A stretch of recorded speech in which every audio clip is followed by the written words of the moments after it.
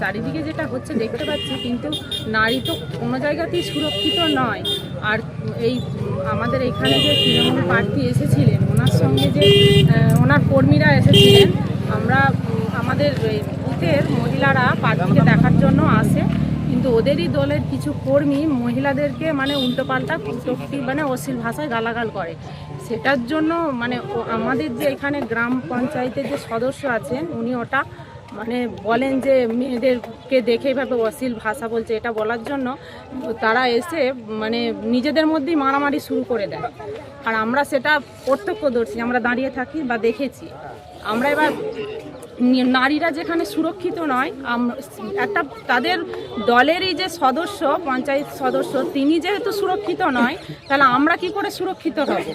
আমরা সেটাই মানে পদ্মফুলকে এনে বা আমাদের বিজেপিকে চাইছি, আমরা 29শে এপ্রিল বিজেপি মানে পদ্মফুল চিহ্নে ভোট দিয়ে আমরা জয়ী করতে চাই। আর আমরা সবাই 100 পরিবার আছে, তারা সকলেই সাপোর্ট করেছে। আমরা দাদাদেরকে যোগাযোগ করেছিলাম বা আমি আগে থেকেও যুক্ত ছিলাম পার্টির মধ্যে। আমরা এখন মানে এই পদ্মফুলকে ভোট দিয়ে জয়যুক্ত করতে চাই। ঘটনাটা কবে ঘটেছিল? ঘটনাটা ঘটেছিল আপনার পরশুদিন শনিবার দিনকে ঘটেছে, দুপুরের দিকে।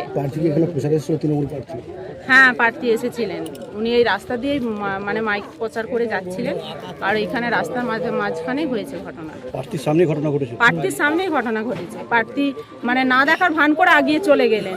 সেখানে যেহেতু তাদের দলের মধ্যে, দল বলবো কেন, তাদের যে একজন পঞ্চায়েত সদস্য, উনি যখন সুরক্ষিত নয়, তাহলে আমরা কি করে সুরক্ষিত, কার আন্ডারে থেকে সুরক্ষিত হব? আমার গ্রামের মহিলারা সুরক্ষিত কিভাবে হবে? মারধরের ঘটনা কি ঘটেছিল? হ্যাঁ, মারধর ঘটেছিল। যিনি পঞ্চায়েত সদস্য আছে উনি প্রতিবাদ করেছিলেন কিছু? হ্যাঁ, উনি প্রতিবাদ করেছেন। মহিলাদের কটূক্তি মানে উল্টোপাল্টা ভাষা বলছিলেন বলে, সেই জন্য উনি প্রতিবাদ করেছিলেন যে মহিলারা আছে এইভাবে ভাষা বলবে না। তার জন্য ওরা মানে আরও যে কর্মী ছিল, ওনারা এসে ওনাকে মারধর করতে শুরু করে দিয়েছিল। আপনারা তৃণমূলে কত বছর ধরে আছেন? তৃণমূল আমাদের এই বুথে তৃণমূল মানে একটা বছর জিতেছে। তৃণমূলে আছে এটা বলা চলে না, মানে ভোটে সাপোর্ট করেছে, শুধু একটা বছর এই বুথটা জিতেছে, বাকি আগে কোনোদিন জিততে পারে না। সেই কারণে মারধরের কারণে কি আপনারা বিজেপিতে আসছেন? হ্যাঁ, আমরা একবার ভুল করেছি ভোট দিয়ে, দ্বিতীয়বার আর ভুল করছি না। ওরা চুরি করে জিতেছিল। আমরা চাইছি না যে ওরা আবার দ্বিতীয়বার আসুক, আমরা এটা উল্টে দিতে চাইছি। আমরা পদ্মফুল চাই। কত পরিবার আছেন এখানে? এখানে আমরা 100 পরিবার আছে, 100 প্লাস বেশি। কতজন ভোটার?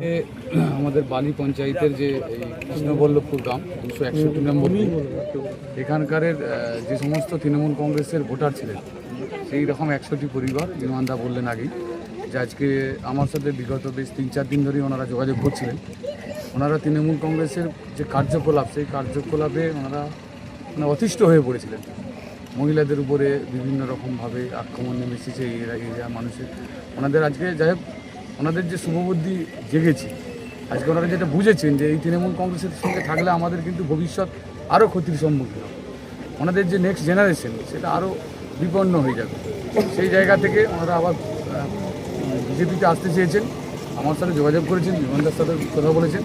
তাই আজকে আমরা সকালবেলায় প্রচারের আগে এই 100টি পরিবারের হাতে পতাকা তুলে দিলাম, এবং ওনারা আজকে এখান থেকে প্রতিজ্ঞা করছেন যে এই তৃণমূল কংগ্রেসকে ওনারা উৎখাত করবেন, সবাই 29শে এপ্রিল পদ্মফুল করবেন।